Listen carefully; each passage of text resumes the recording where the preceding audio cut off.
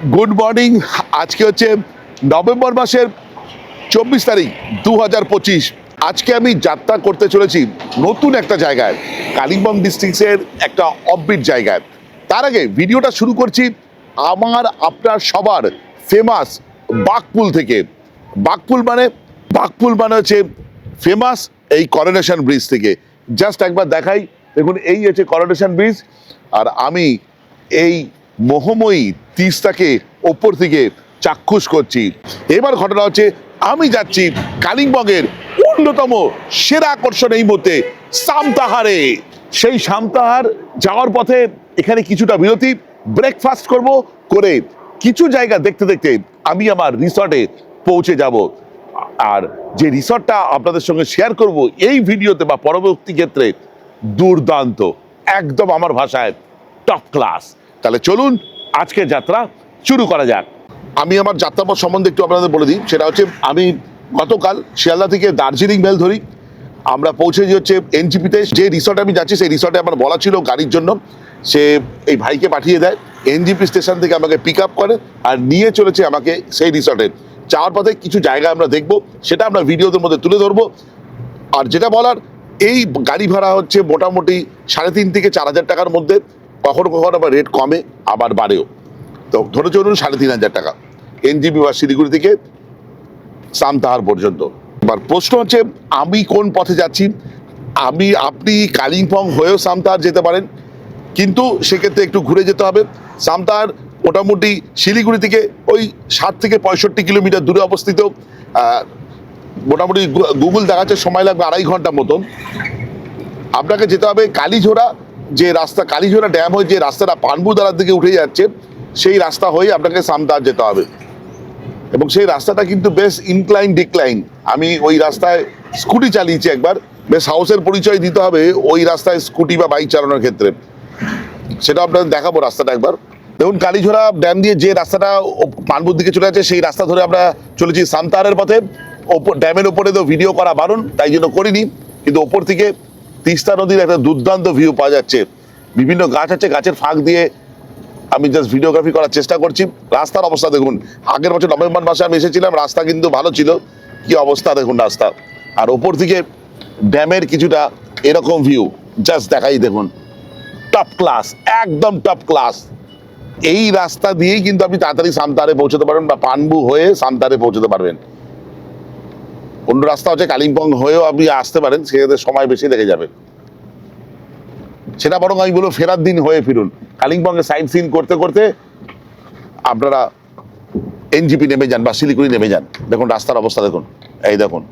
Bike বা scooty নিয়ে আসলে সাবধানে চালাবেন। স্কুটি তো আমি একদমই রেকমেন্ড করবো না এই রাস্তার জন্য, বাইক হলে তবু ঠিক আছে। ঘড়িতে বাজে 10টা 25, আমরা পৌঁছেছি প্রায় পানবুতে। 10টা 25 আমরা পৌঁছলাম পানবুতে। ঠান্ডা ঠিকঠাক, কাঞ্চনজঙ্ঘা দেখা যাচ্ছে দেখুন। ও কাঞ্চনজঙ্ঘা, ও কিছু জায়গা ফাঁকি দিয়েছিলাম, আমি দার্জিলিং গেছিলাম যখন। এই দেখুন, টপ ক্লাস, একদম টপ ক্লাস। 10:30 বাজে আমরা পানবুতে পৌঁছে গেছি। এখান থেকে কাঞ্চনজঙ্ঘা দেখা যাচ্ছে, খুব পরিষ্কার না কিন্তু দেখা যাচ্ছে। মেঘ এসে গেছে সামনে, এই দেখুন এটা কাঞ্চনজঙ্ঘা, এই কাঞ্চনজঙ্ঘা, আর এইখানে দেখা যাচ্ছে কালিম্পং শহর। এই এই দারুণ দেখুন, একদম চলে এসেছি আমরা পানবুদারার সর্বোচ্চ পয়েন্টে। নিচে দেখবেন একটা ভিউ পয়েন্ট আছে, তার থেকে ওপরে যে ভিউ পয়েন্ট, এখানটা অনেকে আসে না।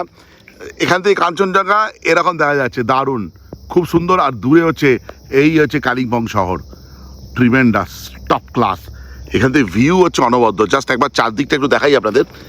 এই এই এই এই এই এই এবার যেটা বলার সেটা হচ্ছে এখান থেকে এতটা হেজি হয়ে আছে, খালি চোখে বোঝা যাচ্ছে তিস্তার ভিউ বা তিস্তা ব্রিজের ভিউ, কিন্তু আপনার ক্যামেরায় আসছে না।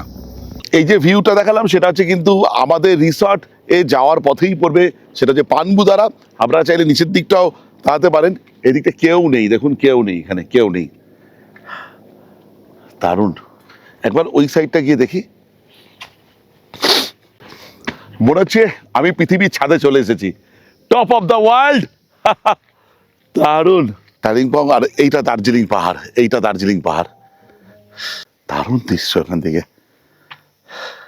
উঁচুতে উঠতে সবারই ভাল লাগে। ঘড়িতে বাজে প্রায় 11টা বাজবো করছে। চলুন আমাদের রিসর্টের দিকে যাই। দারুণ। এছাড়া আরও এখান থেকে অনেক জায়গায় ঘোরা যায়, সেটা পরে বলছি। আমি রিসর্টের ছবিটা দেখেছি যা, তাতে আমাদের রিসর্টটাই একটা ভিউ পয়েন্ট।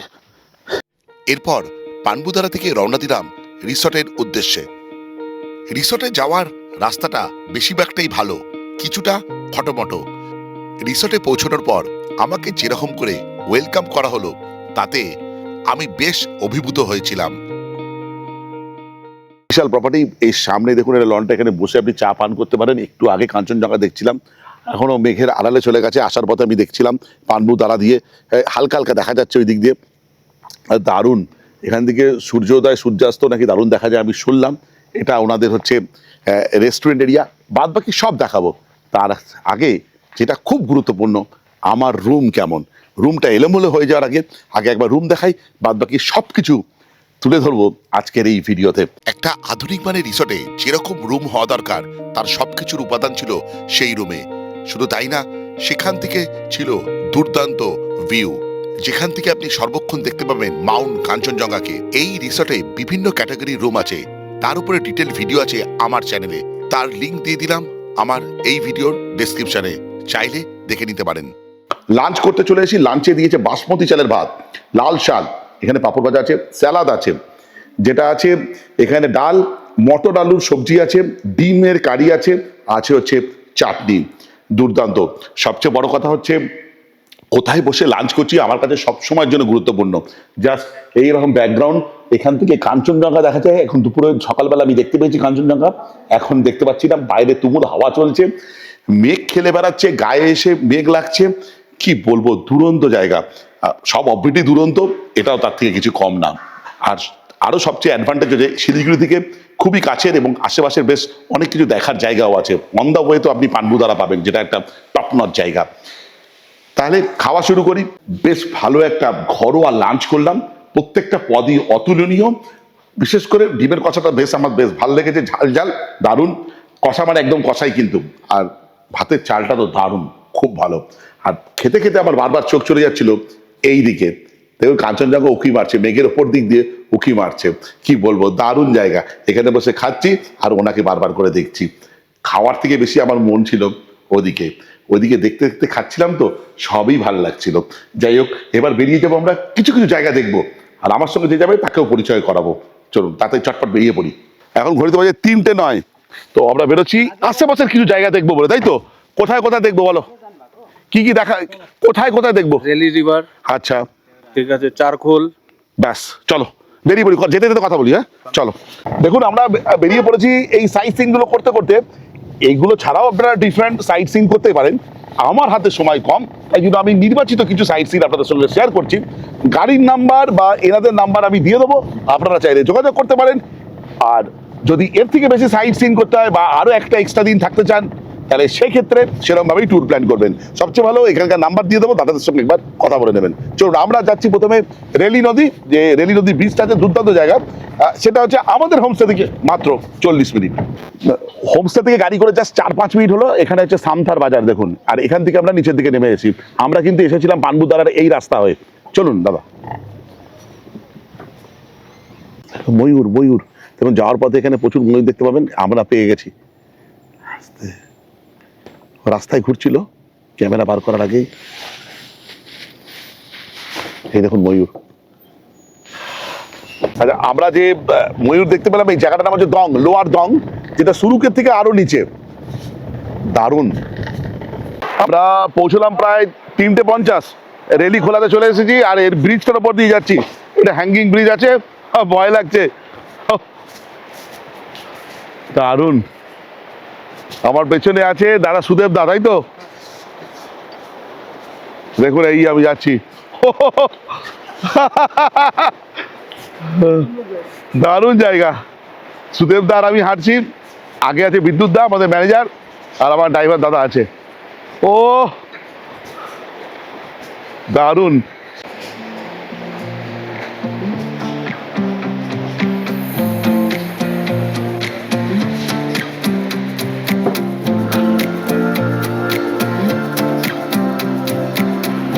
দুর্দান্ত লাগছে। নিচে বয়ে চলছে রেলি নদী, আর এই পাশটা দেখুন, হেভি লাগছে না? সুন্দর জায়গা, অবশ্যই আসবেন। যদি এই হোমস্টেতে থাকেন বা আশেপাশে আসেন, অবশ্যই এই জায়গাটা মিস করবেন না।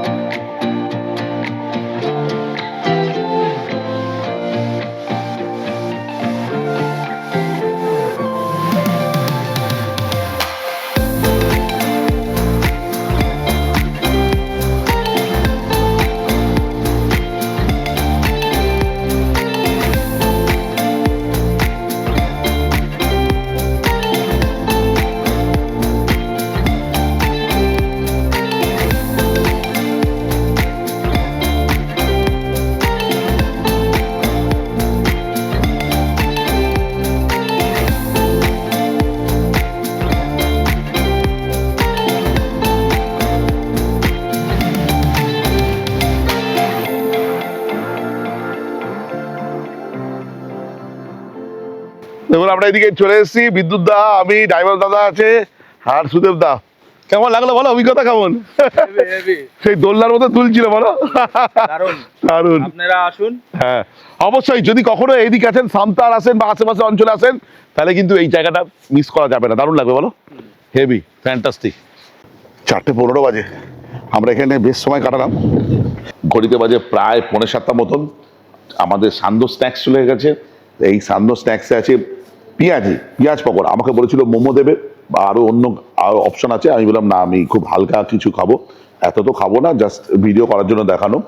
আর এমন নয় যে আমাকে দিচ্ছে আপনারা পাবেন না, এরকম না, আমাকে যা দিচ্ছে আপনারাও পাবেন। পেঁয়াজির সঙ্গে আছে হচ্ছে ব্ল্যাক কফি উইদাউট সুগার।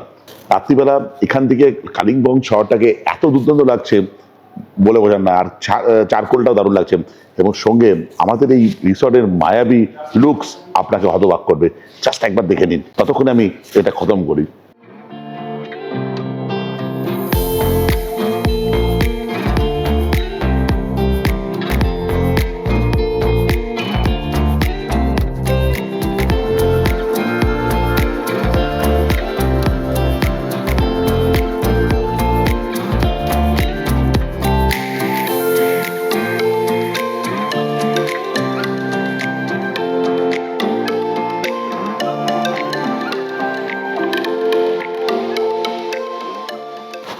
নটা 5 বেজে গেছে, আমি যাচ্ছি ডিনার করতে। ডাইনিং রুমটা দারুণ, আমার ওখানে গিয়ে যেতে খুব বেশ ভালো লাগে। বেশ একটু ঠান্ডা লাগে না, ওখানে প্রচণ্ড হাওয়া দিচ্ছে, এখানে কনকনে হাওয়া। ভিডিও করতে করতে একটু গরম বিরিয়ানি ঠান্ডা হয়ে গেল। এই হচ্ছে ভাত, ধোঁয়া ওঠা ভাত, আর একটু সরিয়ে দিই, জাস্ট লেগ পিসটা দিয়েছে আমাকে, চিকেন বিরিয়ানি তাই। একটা আলু আছে, আর এই হচ্ছে চিকেন লেগ পিস, দেখুন বিশাল বড় সাইজ। চিন্তা নেই, আপনারা যদি আসেন আপনারাও পাবেন। আর আছে হচ্ছে এই ডিম, সঙ্গে আছে পেঁয়াজ আর লেবু, আর এটা হচ্ছে একটা গ্রিন চাটনি, কিন্তু এটা প্রিপারেশন হচ্ছে পুদিনা আর তেঁতুল দিয়ে তৈরি হয়েছে কিন্তু। তাহলে অবশ্যই এখানে যদি আসেন, এই সুদেব দাকে মনে রাখবেন, দুর্দান্ত কুক। হেন রান্না নেই যে সুদেব দা পারে না, দুর্দান্ত, তার হাতে রান্নার স্বাদ খুব ভালো। দুপুরবেলা এখানে খেতে খেতে, এই জায়গায় বসে খেতে খেতে, আর ওইদিকে কাঞ্চনজঙ্ঘার ভিউ দেখতে দেখতে, এই বিরিয়ানির স্বাদ কিন্তু আরো দুর্ধর্ষ লাগবে, আমি হলক করে বলতে পারি। বিরিয়ানিটা খেলাম, খেয়ে যেটা আমার অনুভব হলো, আর পাহাড়ের বুকে এত ভালো বিরিয়ানি আমি তো কোনোদিন খাইনি। যেটা বলার, এর মেন ইউএসপি হচ্ছে জুসিনেস। যেমন চিকেনটা জুসি হয়েছে, সেরকম রাইসটাও জুসি, একদমই কিন্তু মানে ড্রাই বিরিয়ানি নয় কিন্তু। ফলে আপনারা যদি ড্রাই বিরিয়ানি পছন্দ করেন, এই বিরিয়ানিটা আপনাদের ভালো নাও লাগতে পারে, কিন্তু জুসি এবং বেশ মশলাদার বিরিয়ানি হলে এইটা কিন্তু আমার পছন্দ হবে। আর এই বিরিয়ানিটা কিন্তু ক্যালকাটা স্টাইল বিরিয়ানি, কোনো হায়দ্রাবাদি স্টাইল বিরিয়ানি তো একদমই না। আমি বিরিয়ানিটা যদি রেটিং দিতে হয়, আমি 5-এর মধ্যে 3.8 থেকে 4 দেবো। যাই হোক, ঘুমিয়ে পড়ি, কালকে সকালবেলা অনেক কাজ আছে, আর ভাল লাগছে না, শরীর দিচ্ছে না, জাস্ট কালকে ট্রেনের মধ্যে সেরকম ভালো ঘুম হয়নি, তো ঘুমিয়ে পড়ি। কালকে সকালবেলা যদি তেনাকে দেখতে পারি, অবশ্যই তাকে দেখে এই ভিডিওটা স্টার্ট করব।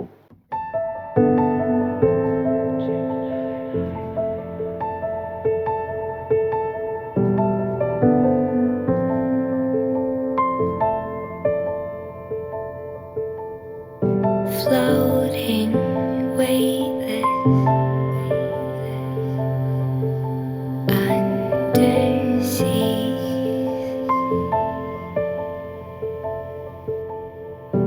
diving, conscious, like a dream.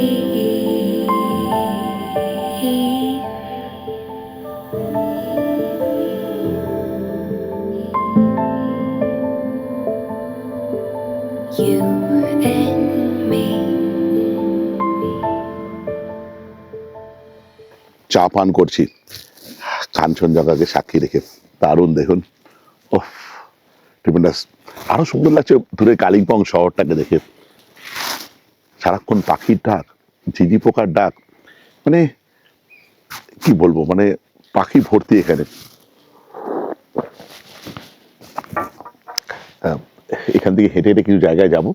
কালকে যখন আমি এসেছিলাম তখন এখান থেকে একটা জায়গায় গেছিলাম, রেলি নদীর ধার। আপনারা যদি আসেন 2টো রাত্রি এখানে থাকুন, এখান থেকে ঘুরতে যান, রেলি নদী বা কালিম্পং শহর ইত্যাদি জায়গায় ঘুরতে যেতে পারেন। বেশিক্ষণ না, এই 1-1.5 ঘন্টার মধ্যে আপনি এখান থেকে কালিম্পং পৌঁছে যাবেন, পুরো সাইট সিন করে বিকেলবেলা চলে আসতে পারবেন। দুর্দান্ত। এছাড়া আসার পথে আমি গিয়েছিলাম পানবুধারাতে, সেই পানবুধারা দুর্দান্ত ভিউ পেয়েছি তিস্তা নদীর। এছাড়াও কাঞ্চনজঙ্ঘাকেও দেখতে পেয়েছি পানবুদারা থেকে, যদিও তখন একটু বেকারচ্ছন্ন ছিল। যাই হোক, কিন্তু সে স্বাদও ভোলার না। বিদ্যুৎদা আমাকে নিয়ে যাচ্ছে একটা ভিউ পয়েন্টে, এখান থেকে পায়ে হেঁটে, তাই তো বিদ্যুৎদা?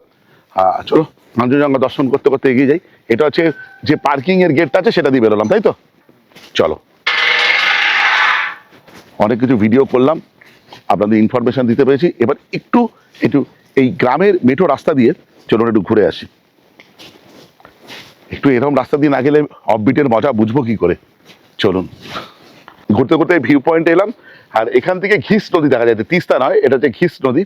এখান থেকে আপনি দেখতে পাবেন, যেটা দূরে গিয়ে ওই তিস্তার সঙ্গে মিলিত হয়েছে, এবং দূরে প্লেন দেখতে পাচ্ছি আমি, যে শিলিগুড়ি আসার পথে যে প্লেনটা দেখতে পাই সেটাই। আর তিস্তার ভিউটা এখানে আটকে গেছে, এই দিক দিয়ে তিস্তা আছে, ওটাকে আপনাকে পানবু থেকে আসার পথেই দেখতে পাবেন, যেটা আমি দেখেছিলাম কালকে। যাই হোক, এখান থেকে ভিউ দারুণ চমৎকার। এটা ঠিক কাঞ্চনজঙ্ঘার যে ভিউ, তার ঠিক একদম অপোজিট সাইডে। ঘড়িতে বাজে 10টা 20। ব্রেকফাস্ট করব, করে বেরিয়ে যাবো। ব্রেকফাস্টে দেওয়া হয়েছে ছোলে বাটরে, আর কি দিয়েছে, আর দিয়েছে পিকেলস, পেঁয়াজ, লেবু, লঙ্কা, আর 1 গ্লাস জল তো আছে। কিন্তু আমার ব্যাকগ্রাউন্ডটা জাস্ট দেখুন, আর কিছু বলার নেই। আমি খাই, খেতে খেতে এনাকে দেখি, করতে করতে এখান থেকে বিদায় নিই। কিন্তু মনে একটা ইচ্ছা রয়ে গেল যে আবারও কোনো একদিন যদি সুযোগ হয় অবশ্যই এখানে আসবো। অবশেষে টাটা এই রিসর্টকে, যদি কোনোদিন সুযোগ সুবিধা হয় আবারও আসবো। আমরা এখন যাওয়ার পথে 2-1টা জায়গা দেখবো। কোথায় দেখবো বিদ্যুৎদা? চারখোল। একটু চারখোল ঘুরে বেরিয়ে যাব। বা আপনারা চাইলে এই রুটটা ফলো করতে পারেন, বা বিদ্যুৎদাকে ফোন করে জেনে নেবেন এখানে থেকে কোথায় কোথায় ঘোরা যাবে। মর্নিং, ঘড়িতে বাজে প্রায় 11টা বাজবো।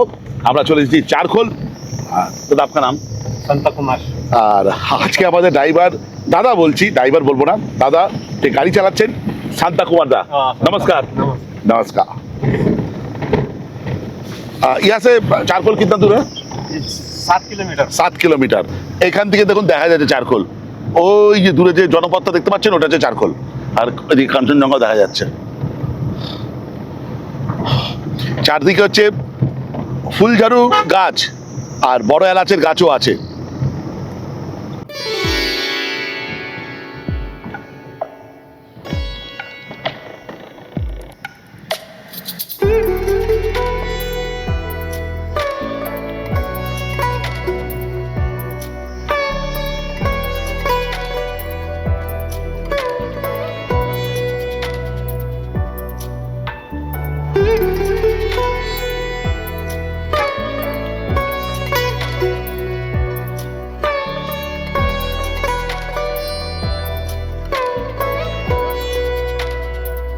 আমরা চারখোলে পৌঁছে গেছি। চারখোলের উপরে এখানে ট্রেক করে উপরে একটা ভিউ পয়েন্ট আছে বলছে, চলুন দেখি কি ভিউ পয়েন্ট। ওপরে এসে এরকম একটা জায়গায় এসেছি যেটা পরিত্যক্ত প্রায় দেখতে পাচ্ছি, কোনো রক্ষণাবেক্ষণ নেই। এখানে বোধহয় হোমস্টে ছিল আগে। এখানে আসার পর যা দেখলাম তা এক কথায় ট্রিমেন্ডাস। হো, দারুণ লাগছে। একদম ফ্রন্ট ভিউ, যেখানে কাঞ্চনজঙ্ঘার সমগ্র পরিবারকে আর নিচে কালিম্পং শহরকে এখান থেকে দেখা যাচ্ছে। দুর্দান্ত এই ভিউটা, কিন্তু টপ ক্লাস। দেখুন, সুপার। কি কেমন লাগছে এখানে? একদম পরিত্যক্ত, কেউ ভাবতে পারেনি যে এরকম পাবো। হ্যাঁ, তারপর এখান দিয়ে হেঁটে হেঁটে হেঁটে এখানে এই দেখতে পেলাম কালিম্পং, আর তার ব্যাকগ্রাউন্ডে মাইটি কাঞ্চনজঙ্ঘা। চলো তাহলে। আচ্ছা, এবার এখান থেকে যাব কোথায়? লুপ ব্রিজ, তাই তো? চলুন এইবার এখান থেকে সোজা চলে যাবো লুপ ব্রিজ। এই কাছাকাছি, বলো। হ্যাঁ, ঘড়িতে বাজে প্রায় 12:40, আর আমরা এখন যে লুপ পুল আছে বা বাগরাকোটের যে লুপ ব্রিজ আছে সেটা অতিক্রম করছি। প্রায় 40 থেকে 45 মিনিট ড্রাইভ করার পর আমরা চলে এসেছি বাগরাকোটের যে লুপ ব্রিজ আছে সেটা একবার জাস্ট আপনাদের দেখাই। দেখুন, এই হচ্ছে সেই বাগরাকোটের লুপ ব্রিজ, যেটা নিয়ে বিগত দিনে বেশ বিতর্ক হয়েছিল। বিভিন্ন দুর্ঘটনা ঘটে যায়, সেখানে ভিডিওগ্রাফি এখন করতে যাওয়া মানা। তাই জন্য তার উপরে দাঁড়িয়ে এখন ভিডিওগ্রাফি করা যায় না। এমনি গাড়িতে যেতে যেতে আমি ভিডিওগ্রাফি করছি। আচ্ছা, আমাদের ট্যুরের ব্যাপারে বলা যাক। সামতাহার থেকে এইটা মোটামুটি 1 থেকে 1.5 ঘন্টা দূরে অবস্থিত। একটু দূরেই হবে। যদি কখনো আপনারা আসেন, এটা আপনারা দেখতে পারেন। আমি বলবো সেক্ষেত্রে দুটো অপশন আছে। আপনারা সামতাহার থেকে যেদিনকে বেরোবেন বা চেক আউট করবেন, সকাল সকাল ব্রেকফাস্ট করে বেরিয়ে পড়ুন, কালিম্পংয়ের বিভিন্ন জায়গা দেখুন। দেখতে দেখতে সাইট সিন করতে করতে পৌঁছে যান শিলিগুড়ি বা এনজিপি স্টেশনে। যদি না সেটা করতে চান, আমার মতন এইটা ফলো করতে পারেন। যেহেতু আমার কালিম্পংয়ের বিভিন্ন জায়গা দেখা, তাই জন্য আমি এই ভিডিওতে দেখালাম না। আমি এই দুটো জায়গা দেখালাম, চারকোল আর বাগরাকোটের লুপ ব্রিজ। এখন প্রশ্ন হচ্ছে গাড়ির খরচা কত? গাড়ির খরচা এরকমভাবে বলা মুশকিল। তবুও বিস্তারিত জানতে হলে এই রিসর্টের যে ম্যানেজার আছে বিদ্যুৎ বাবু, তাকে ফোন করে নেবেন। তার নাম্বার আমি স্ক্রিনে বা ডেসক্রিপশানে দিয়ে দেবো।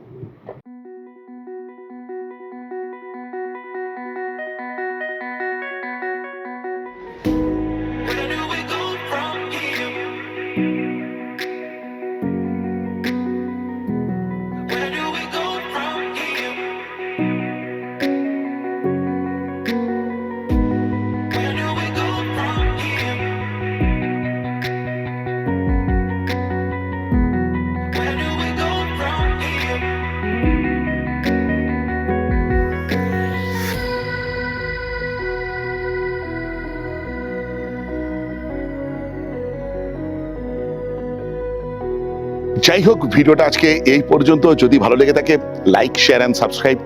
আপনাদের একটা সাবস্ক্রিপশন আমার ইন্সপিরেশন। এই বলে ব্লগটা শেষ করলাম। বাই।